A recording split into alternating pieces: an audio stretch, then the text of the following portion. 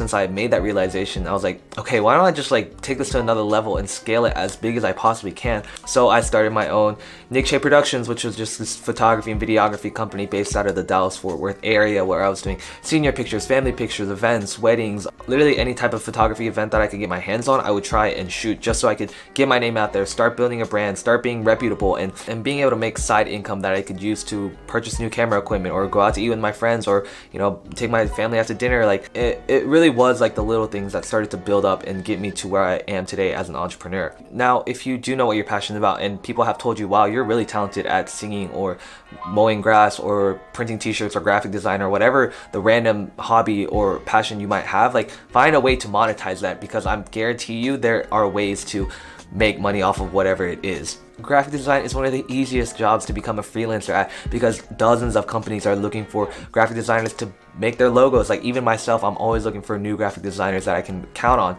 So if you are really passionate about graphic design or have some kind of interest, like take that little bit of interest and find a way to scale that so you become an expert at it and become the best, so that you can monetize that and monopolize whatever industry you're trying to achieve. A big tip is to price low, test the waters, see what your clients are willing to pay, gauge your markets, and from there slowly start to raise your prices. And at this point, I'm able to charge rates because it's supply and demand. The supply of photographers in my area is very low and the demand for photographers is very high. It's basic economics. So, you know, being able to charge whatever price you want, like keep it reasonable obviously, but being able to set your own prices is one of the coolest things about being an entrepreneur. Another huge thing is you get to be your own boss. You can work however many hours you want to work. If I wanted to book 5 gigs for a whole month, then I could do that, or I could just say I want to take a break this month, I won't book anything, and that's totally fine because you're flexible, you make your own hours. And that's what being an entrepreneur is really about, like not having someone above you tell you that you have to work 9 to 5 in this office, in this cubicle, that doing a job you hate, when photography and videography is something I literally love. If I'm able to make money off of it, that's literally the best of both worlds. Now, a second big thing about becoming an entrepreneur is you have to do your research.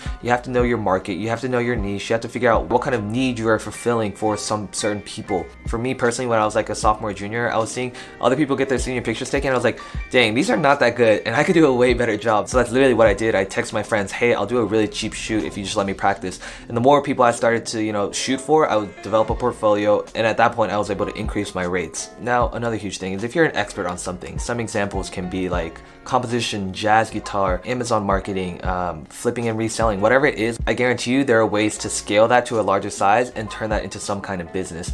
Now, obviously a lot of you guys watching are students, so I'm not saying you need to make this into the next Facebook or Snapchat, but anything that's a side business and a side hustle that you can have passive income every month or so is better than nothing, and I guarantee you it's better than working a minimum wage job. Other examples of products that you can actually sell are tutorials. If you're kind of a genius on graphic design or Python coding or whatever it is, film videos of yourself like going through step by step on how to become an expert like you are, sell that online, and I promise you that there will be dozens of people that are interested in that and would need a product like that. Another example of one of my entrepreneurial projects was, I'm not saying I'm an expert at college coaching or whatever, but I do know a fair amount since I've been through the whole college admission process and I got into Princeton and all these schools or whatever. That kind of gave me a reputable platform, and from there I was able to say, okay, let me just make this into an ebook. Like that's super simple. All I have to do is take a few months, write out the whole book, publish it, and design it and sell it. Now, I'm not saying it was a super easy task. There were a lot of things that I had to figure out and overcome on how to really publish an ebook and design it so that it's aesthetic and appealing to as many customers as possible.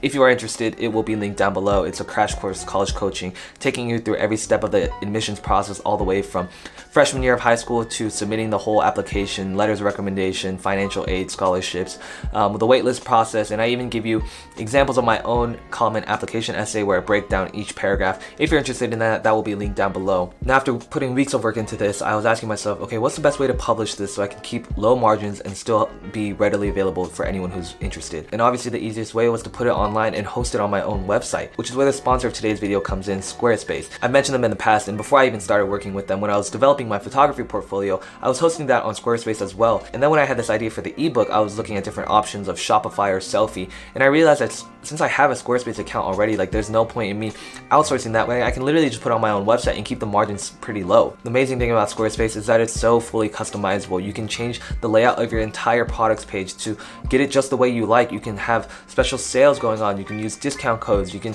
track your analytics, which is the most important part about being an entrepreneur. You want to find what kind of products are selling, what your margins are, how much you're making. And with the Squarespace mobile app, I'm able to do that because I'm able to see how many people are buying the premium package or the basic package, and I'm able to track where people are coming from, whether it's from Instagram or Facebook or YouTube. So if you're an entrepreneur and you have some kind of product you're looking to sell, definitely check out Squarespace because they have tons of great services. Okay, that about wraps it up for this video. I hope you guys enjoyed my tips on how to become an entrepreneur, and I hope this was able to shed some light on how I'm making passive income, because as a student who still has academic classes to take care of, any type of side money is good money. If you guys enjoyed this video, make sure you guys leave a comment down below, like for more videos, and I will see you guys next time.